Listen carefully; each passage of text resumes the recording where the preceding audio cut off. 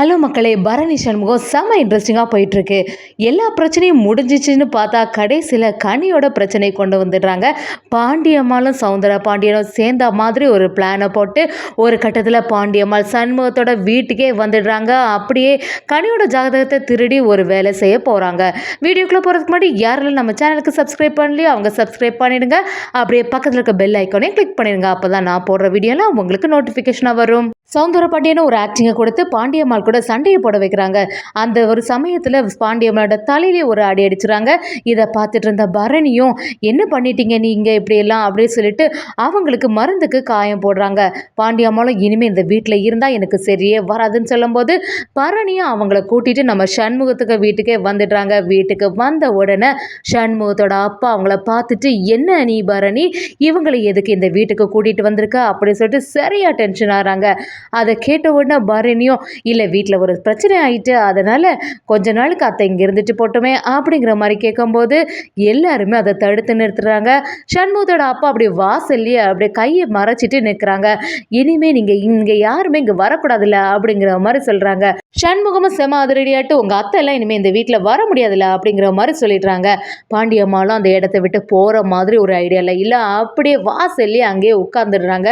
என்ன இருந்தாலும் நான் அந்த வீட்டுக்கு நீ திரும்பி போகிறதே இல்லை, இங்கே தான் இருப்பேன் அப்படின்னு சொல்கிறாங்க. ஒரு நாள் ஃபுல்லாக ஆகியும் பாண்டியம்மாள் வெளியிலேயே இருந்துகிட்ருக்காங்க.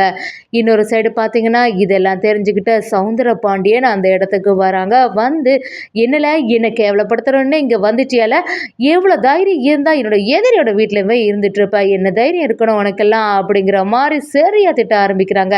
அதை கேட்டுட்டு இருந்த பாண்டியம்மாளும் என்னை யாராவது காப்பாற்ற வர மாட்டாங்களா, இப்படி என்னை போட்டு அடிக்க ஆரம்பிச்சுட்டே இனி என்னை உயிரோடவே விட மாட்டா போல அப்படின்னு சொல்லிட்டு கத்தி கதற மாதிரி ஒரு ஆக்டிங்கை கொடுக்குறாங்க. இதெல்லாம் சண்முகம் உள்ள இருந்து கேட்டுட்டு இருக்காங்க. ஒரு கட்டத்தில் சண்முகத்துக்கு தாங்கவே முடியலை.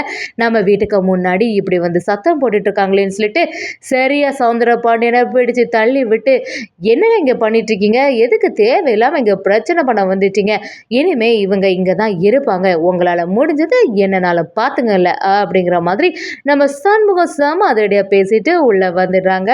இன்னொரு பக்கம் பார்த்தீங்கன்னா பாண்டியம்மாள் அப்படியே சௌந்தர பாண்டியனை பார்த்து பிளான் சக்ஸஸ் ஆகிட்டுல, நம்ம நினச்ச மாதிரி எல்லாமே நடக்க போகுது அப்படின்னு பார்க்குறாங்க. சௌந்தர பாண்டியனோ நீ இந்த வீட்டுக்குள்ளே புகுந்து இந்த சண்முகத்தை சரியாக பழி வாங்கிடலாம் அப்படின்னு அடுத்த திட்டத்தை போட ஆரம்பிக்கிறாங்க.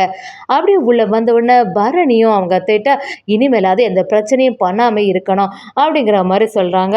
சரின்னு சொல்லிட்டு பாண்டியம்மாளும் ஆக்டிங்கை கொடுக்க ஆரம்பிக்கிறாங்க. என்ன பண்ணுறது, என்னோட அன்னை இப்படிலாம் நான் அடிப்பான்னு நான் கொஞ்சம் கூட எதிர்பார்க்கல, இனிமேல் அந்த வீட்டு பக்கமே போகக்கூடாது அப்படிங்கிற மாதிரி யோசிக்கிறாங்க. ஒரு கட்டத்தில் எப்படியாவது கனியோட ஜாதகத்தை ஏதாவது எடுத்துடலாமா அப்படின்னு ஒரு முடிவு பண்ணுறாங்க. அதை வச்சு அடுத்த திட்டத்தை போடலாமே அப்படின்னு யோசிக்கிறாங்க. அப்படி சுற்றி பார்க்குறாங்க, யாருமே இல்லை. ஆனால் எங்கே தான் வச்சுருப்பாங்கன்னு புரிய மாட்டேங்குதுன்னு எல்லா இடத்தையும் தேடி பார்க்கும்போது பரணி அவங்கள்ட்ட வந்து என்ன தேடிட்டுருக்கீங்க, ஏதோ பார்க்குற மாதிரி இருக்கேன்னு விசாரிக்கும் போது பாண்டியம்மாலாம் இல்லை சும்மா தான் வீடை சுற்றி பார்த்துட்டு இருந்தேன் அப்படின்னு சொல்லி சமாளிச்சுறாங்க. இன்னொருக்கா பார்க்குறாங்க, யாரும் இல்லாத போது எப்படி இந்த பீரோக்கில் தான் ஏதாவது வச்சிருக்கணும், கரெக்டாக எடுத்துட வேண்டியதான்னு சொல்லிட்டு பார்க்குறாங்க. கரெக்டாக கனியோட ஜாதகம் அவங்கள்ட்ட மாட்டிட்டு ஏன்னு இந்த கட்டத்தை வச்சு சரியாட்டு வாங்கிடலாம், இதை வச்சு தான் நமக்கு இனி இருக்குது அப்படிங்கிற மாதிரி யோசிக்கிறாங்க. அப்படியே பாண்டியம்மாளும் சௌந்தர பாண்டியனை தனியாக மீட் பண்ணி சௌந்தர பாண்டி நம்ம நினச்ச மாதிரியே கிடச்சிட்டு எல்லாமே இந்த இருக்கு பாரு கனி ஜாதகம் அப்படின்னு சொல்லிட்டு கொடுக்குறாங்க. இனி தான் இந்த சண்முகத்தோட குடும்பத்துக்கு சரியான ஆப்பு ரெடி ஆகிட்டே இருக்குது, நம்ம நினச்ச மாதிரி எல்லாத்தையும் பண்ணிடலாம் அப்படின்னு சொல்லிட்டு பாண்டியம்மாளும் சௌந்தர பாண்டியனும் சேர்ந்த மாதிரி அடுத்த திட்டத்தை போடுறாங்கன்னே சொல்லலாம்.